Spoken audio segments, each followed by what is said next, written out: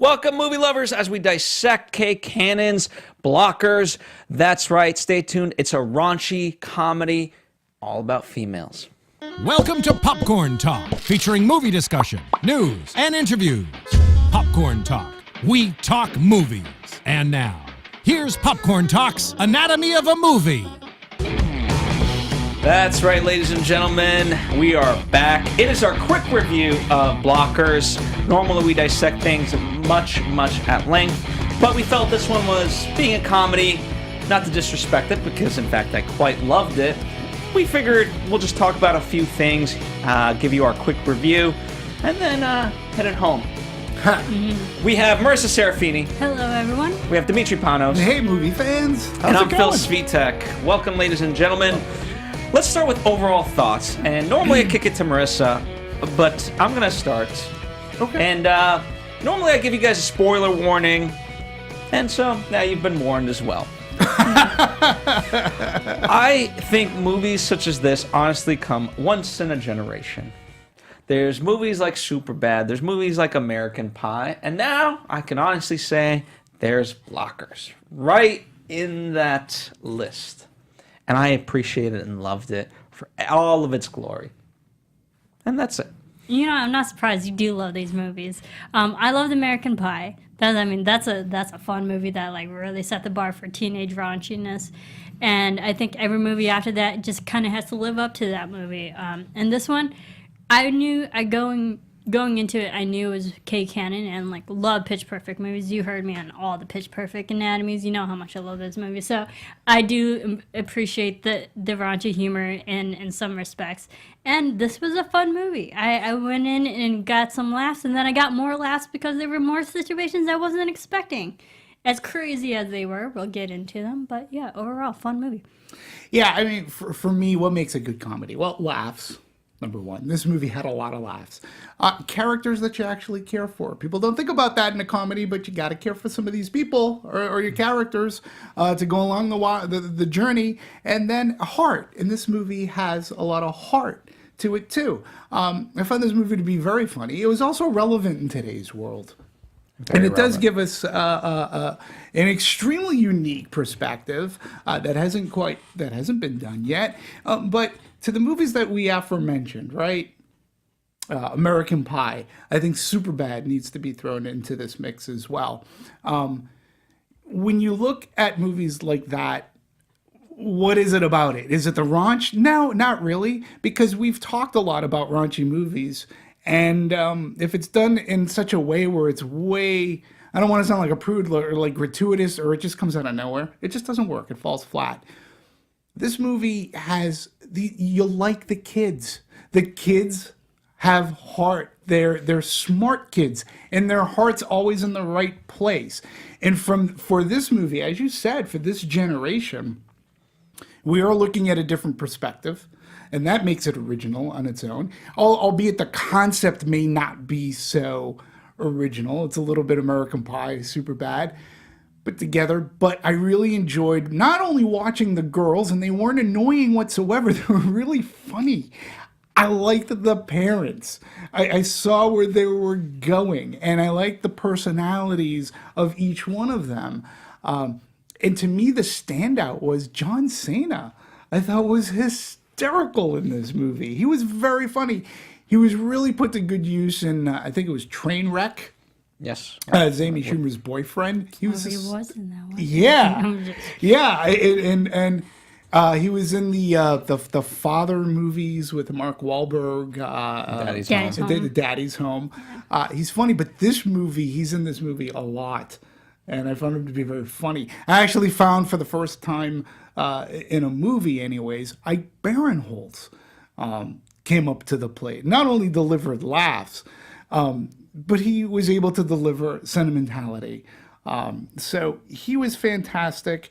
Why am I having Mann. With Leslie Mann, who I've there's something sexy about funny women, and she's very funny. I expect no less from her.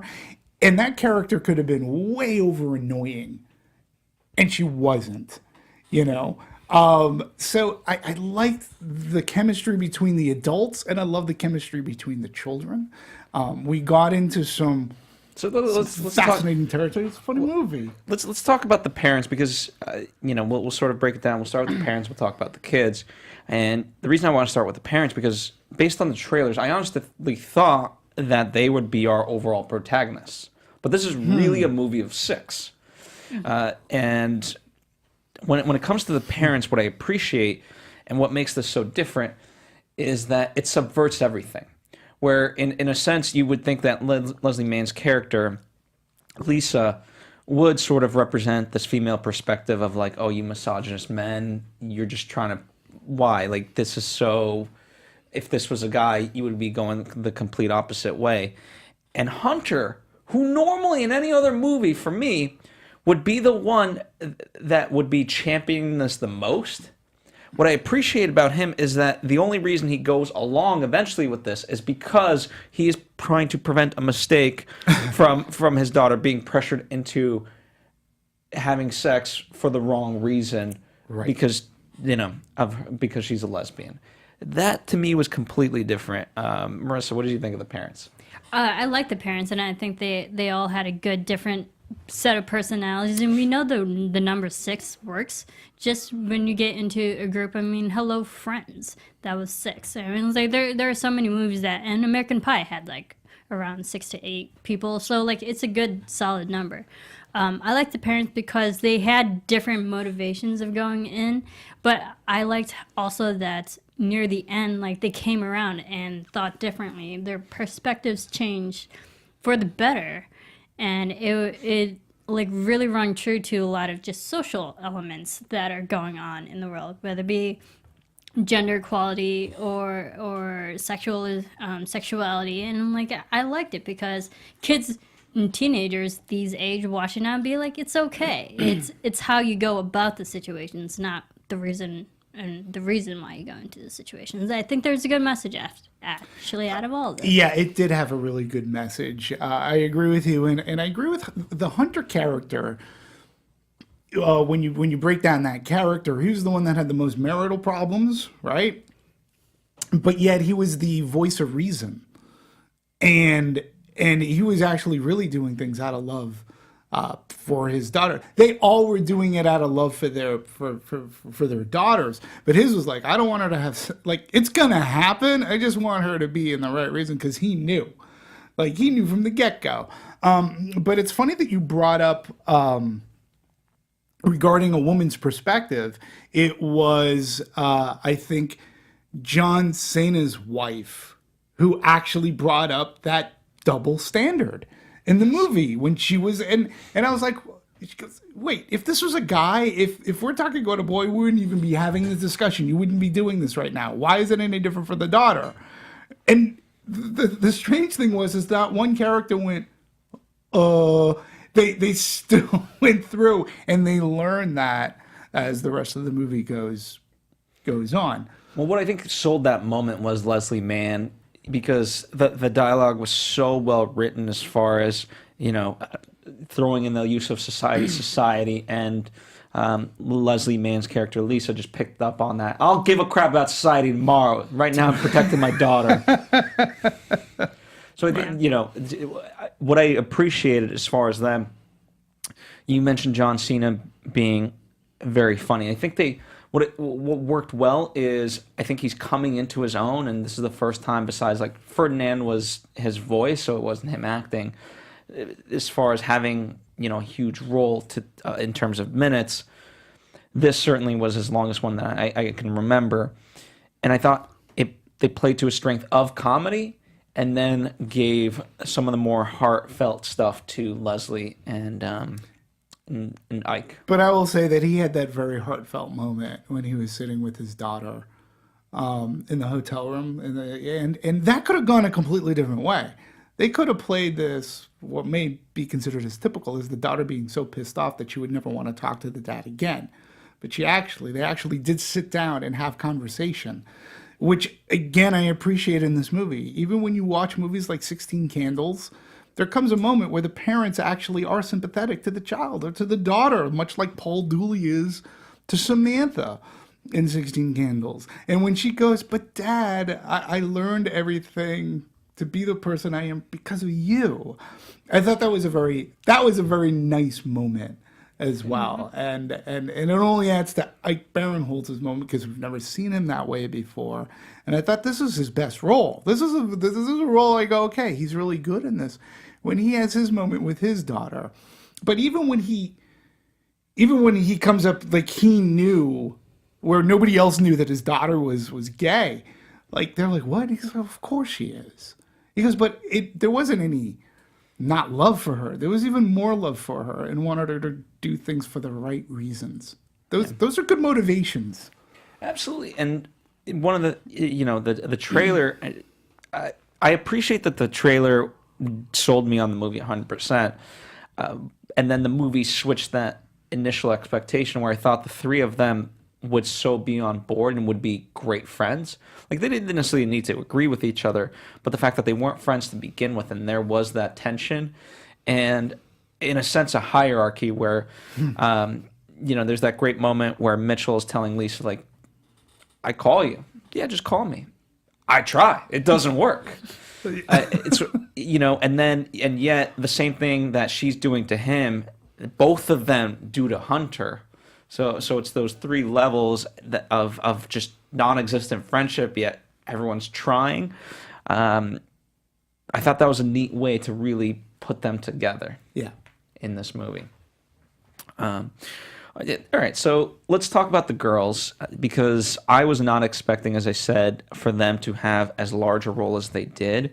And even though we talked about the tender moments with the parents, the fact that each of them walks away with a different lesson, where we're talking about this whole idea that it's okay for women to lose their virginity, or in this case, we can call them girls because they're not women yet. They're still in their teens, and for me, teens is up to 20. Mm-hmm. So, the fact that the one of them that actually does lose their virginity, Julie, it's because she has a serious boyfriend, and whether or not this relationship will last till the end of eternity, who knows, but they are at least in love. Whereas the other two, they learn, and it's like, okay, we can wait. And I thought that was a very powerful message overall. And I think it's good, and I think it's good for teenagers to be like, everyone's on different time clocks, and it's like, if you're in a real serious relationship, it's fine, and if you're not, don't be pressured into doing it just because your friends are. And I think American Pie had that kind of deal because they were all so pressured to each all have sex on the same night too, which was prom. So like, and I think the message that the girls can take away from this movie is like, it happens when it happens. Don't force it; it'll happen. Yeah, and I think the difference between like an American Pie and Blockers here is that American Pie really, our focus really is on the Jason Biggs character. And again, look at the dad. Eugene Levy as his dad is a very sympathetic father. Very supportive. He is very supportive. Very supportive father, which for these types of movies, I find it to be integral and important, right? Parents don't always have to be assholes. So, but the difference is here in Blockers, we're not focused on just Julie. We've got Kayla to worry about, and is it Angela? Sam. So it's this troika. We care about the three of them, and we're watching the three of them go through this, each with their own. Well, I'm going to make the pact because we should do it, and one sort of peer pressured into it. And so they have three different motivations, and they come out with three different messages each. So I think it's important to note that, yeah, we're following three people, and then we're following the three adults who, again, each have different motivations for themselves, and everybody comes out the wiser through the comedic moments, through the hilarity. So the message to the movie was charming, sweet, even amidst of it being in the bed of some raunch, which was very funny too. So I think from a character development wise, I enjoyed with these three girls and following all three of them and not focusing on one in particular, because they each had their, their badge. They each had their adventure, so to speak. They certainly did. Yeah. And, why don't we kind of quickly go down the lessons of each. Julie, what I appreciated, she learned that you can still have a perfect moment without it being, quote, perfect. And I appreciate that. And, when you talk about the raunchiness, Kayla walked away with the most raunchy. He went down. Right. Down. Good for Chad. He did the deed. And then The cook. Good for her. the chef. The chef. The chef, indeed. And of course, you have to have, I'm not a proponent of drug use, but you knew that was, going to be in this movie too. And it definitely got through Kayla. She's the drug user. All right. And then as far as Sam, what did you guys think about the external relationship? Like not Chad, but, her love interest throughout the whole movie. And then what comes to fruition, and while it's not, it's the start of something, but they didn't consummate it, let's say. It was a payoff. I mean, there was definitely a payoff moment. Absolutely. It was something she was longing for the whole movie, and you knew that the other girl felt that way too. It was literally a slow build-up to what you wanted at the end. And it was an earned Satisfactory, payoff. yeah. Yes, it's a very earned payoff, which again brings to the heart of this movie. Because for that, it wasn't about sex.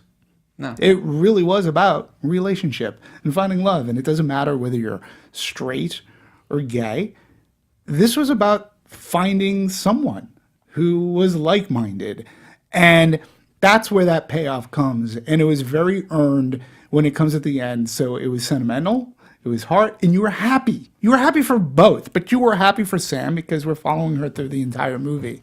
So that movie works. And again, when we're talking about a teen movie, when we're talking about any comedy, the fact that we had multicultural people here, multicultural characters, we had representation, we had a strong, good gay character finding her own way who had parental support, who had wonderful father support. And that's what I appreciated about this movie, too. Well, as far as her journey is the most interesting because she's getting advice.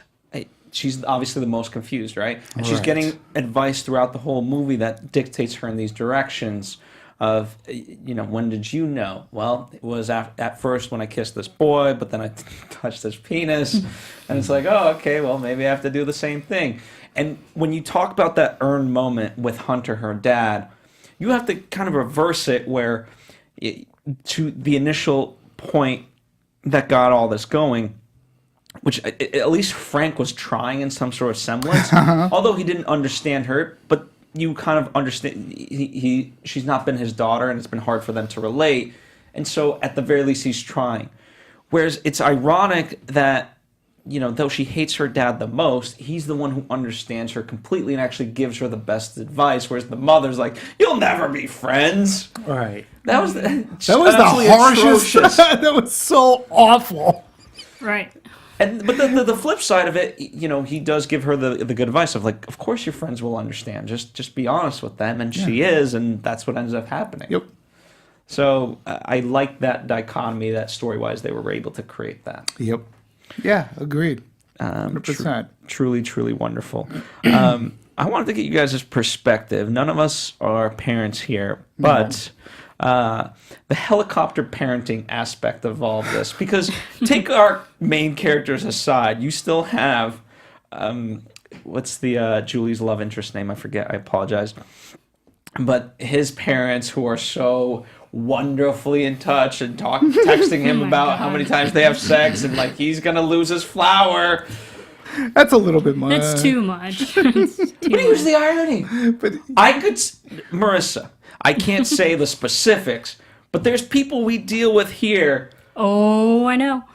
That we deal with their parents. I'm like, why am I dealing with their parents? Too involved. I mean, and I think that there's a difference between. I always seem. You can tell me if I'm wrong. Helicopter parents are people who hover over their kids because they're so overprotective and they want to know everything that's going on in their lives. So it's like it's more of a negative kind of dissonance to these to the helicopter terminology. Compared to people, to parents, like these parents were just so totally open and honest. So like it was too. It didn't seem helicopter. It was too open a relationship. It was more of a friend to another friend, not a parent to a child. The relationship is too open. I get that. The way I sort of kind of looked at it is yes, and that was Gary Cole and Gina Gershon were those parents, and they were fantastic. They were fantastic. But okay, so we're talking about Sexer, and I'm going to go, well, how much is it unlike the parent that someone allows their child, like when they're a teenager, to have a sip of beer or maybe a glass of wine, right? Like, don't treat it as a taboo, right? And then they're not going to crave it maybe later on and become the alcoholics, or maybe they'll be a little bit more responsible. Other than if you treat it as a taboo, then they're going to want it more and more. Mm-hmm. Obviously, the parents here did not treat sex as a taboo at all. So by that character's, it wasn't Austin. By Austin's thing, he was like, okay, that's fine. I'm not afraid of it. And he was relatively level-headed about it. Now you can say the same about Connor, but he was sort of kind of high.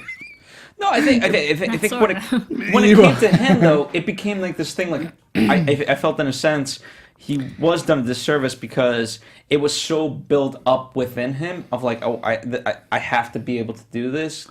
That it's different. I thought the one. Honestly, the true north compass of all of this was Marcy. Mm-hmm. I feel like Marcy had the healthiest attitude. Like, we can talk to our kids about it, but we don't need to let them know every time we have sex. She was the center. Right. Yeah. Right. I agree. Mm-hmm. So I appreciate that. And I think that, but I do honestly believe it is a commentary on helicopter parents and the lengths that they're willing to go to, and not go to, but just disregard their kids' needs. And you know what, you gotta scrape your elbows every now and then to get through it. And Hunter was not allowed to be a helicopter parent. Another interesting thing in how the Hunter character was written. So we were led to believe very early on he cheated. He was a miserable man, cheated, marriage falls apart, goes into divorce, and he loses the friendship. Friendship he never really had. But he loses that, right? So at the end, I somewhat appreciated the fact that he said, "Did you ever ask my side of the story? Did you ever think?" I'm not saying that I'm right, and I'm not saying that I'm the moral compass here. But you guys just left, and it wasn't even a question. You just believed everything, and you never asked me. And he said, "Did you know that this happened? This happened?" And that to me that was different layers of that character and of a divorced parent. I'm not condoning cheating. I'm not condoning that at all. So please don't misunderstand. But I'm saying that his character at least was written with some realistic layers that I appreciate.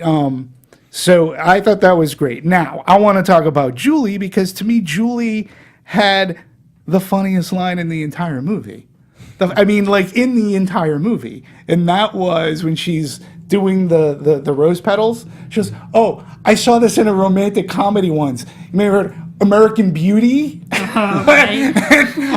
I was laughing so loud. And I loved how Austin goes, "Did you see the rest of that movie?" But again, that goes to the innocence of these kids. Because I just thought that the funniest line, I think, it's going to take brilliance to come up with in a comedy to have a line that's better. "Oh, I saw this done in a romantic comedy once. Have you heard of American Beauty?" And I'm like, wow. That was romantic comedy. So that's a good question, Marcia. What was your favorite comedic bit or moment, line? I'd have to say that, well, I'm a big sucker for slapstick humor. So the moment when and I don't like wrestling, but when John Cena came busting through the door and he just picked up the kid and threw him against the wall, was not expecting that, because they built his character to be so sensitive and emotional, and he's always crying, and then he just tosses a kid like a rag doll. That was actually funny because I wasn't expecting it. And then when Lisa gets electrocuted by the TV. That actually The was sort of best, funny. the Yeah. best. I love slapstick humor. Yeah. She was great. fun. There was a lot of good moments with making fun of John Cena's strength because, like the car window in particular, he's like, "Wait, what are you doing? You're not Arnold Schwarzenegger." And then he's, "How is that possible?" I appreciate. Even for me, even though it was in the trailer. And maybe I was looking forward to it for that reason because of how amazing it was. But the butt chug. Butt chug. And, well, even despite it being in the trailer, they put so much in front and behind it to make it all still be funny within the movie. That to me was the funniest portion, and the fact that it has, a through line as far as to the end of like, I don't think those guys were actually butt chugging. But I just appreciate it. Like that moment, it was just like so hard to watch because they're like, just accept it, stop fighting it, just accept it. You're like, oh no, Yeah. no. And the fact that he thought Lisa would be a better choice simply because she had a pregnancy. You're a loser down there. I didn't have a kid through my ass. Yeah, it's again this. I think that thus far 2018 is proving to be really good for comedies. I really loved 'Cause we Game need Night. them. Well, we do need them, but they need to be good, and they've been stepping up to the plate. Game Night, I felt, had some very clever jokes, like the table gag. Right, the movie Tag, to me looks like it could be very funny too. So. Remains to be seen on that, but these two comedies thus far this year, I would highly recommend, and they deliver laughs and like good out loud belly laughs throughout. And this movie, I didn't find the raunch to be gratuitous at all. Much like in American Pie, it was shocking but funny. So, this one time in band camp. So, but again, we love those kids, and I think that's the root They were realistic. Exactly. They were nerdy. They were like kids who were just Joe Schmoes that had no chance of getting lucky. And even when you look at a character like Stifler, who's the most obnoxious, he's still likable. Like, you don't. Ugh, I don't hate him. Even who was the kid the one that was singing the heavy set? That kid's funny. He was funny. I liked the supporting cast as well because they all had good hearts. They were good kids, and I like following them. Superbad, you follow those three kids because they each had their own goals too. McLovin, come on. So that to me what really makes this comedy succeed, and I think that people should go see it. I mean, I know it did 20 plus, but it should do more. I agree.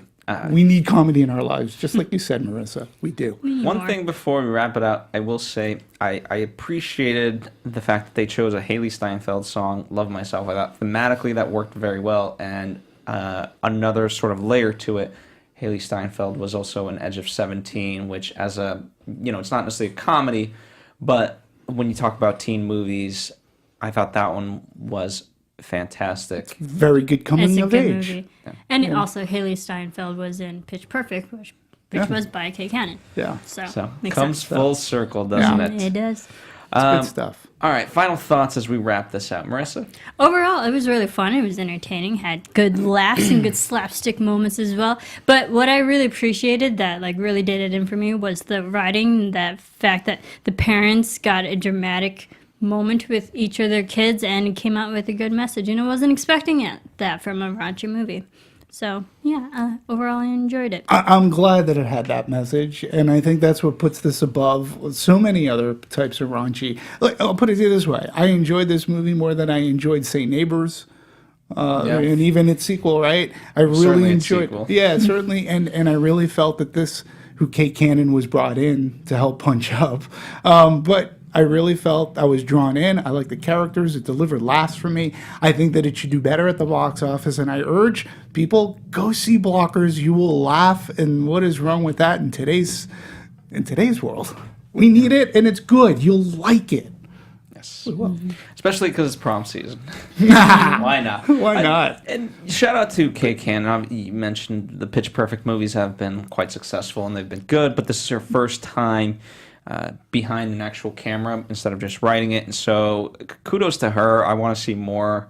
And we've talked about the importance of diversity, whether in terms of heritage or certainly men versus females. Kudos to her, and I want to see more of her, whether it is comedy, she tends to like that world, or something else. Who knows? Maybe she'll branch out. But She did a great job. Yeah. And remember how we talk raunch? Just one quick second. There's that movie Rough Night, which was all women and should have been praised because it was all women, but it wasn't a good movie. So when the raunch stuff happens in that movie, I don't think that it wasn't. But there I are don't some think it was as good good. raunchy movies that have women. Yes. I mean, Bridesmaids was A very good movie. successful. And look who wrote Girls yeah, Trip also did absolutely. successful But as this of is teenage 2017. girls and directed by, and I really appreciate that this is really a good example of a good comedy that I think people will enjoy, and they should continue to go see this in its second weekend. And third. Absolutely. So there we have it. If you want to let us know your comments, by all means, please do so. Let us know your favorite lines. Let us know if you loved it. If for some reason you didn't like it, why didn't you like it? If you haven't yet seen it, well, the fact that you've gotten this far is amazing. But let us know why you haven't seen it. And all that fun stuff. In the meantime, definitely check out past comedy anatomies, whether Game Night most recently, and all those various other ones we mentioned, and also not comedies. We cover a lot here. On behalf of @Serafini TV for Marissa, That's right. @DMovies1701 for Demetri. Thank you. 83% this movie on Rotten Tomatoes, which is high for a comedy Very in high. today's day and age too. That's like an A++. Yeah. I'm at Phil Svitek. Thank you guys for joining us. Next week we will be doing Isle of Dogs as our long review and Rampage as our quick review, and so on and so forth from there. So lots to look forward to. Until then, bye. From producers Maria Menounos, Kevin Undergaro, Phil Svitek, and the entire Popcorn Talk Network, we would like to thank you for tuning in. For questions or comments, be sure to visit popcorntalk.com. I'm Sir Richard Wentworth, and this has been a presentation of the Popcorn Talk Network.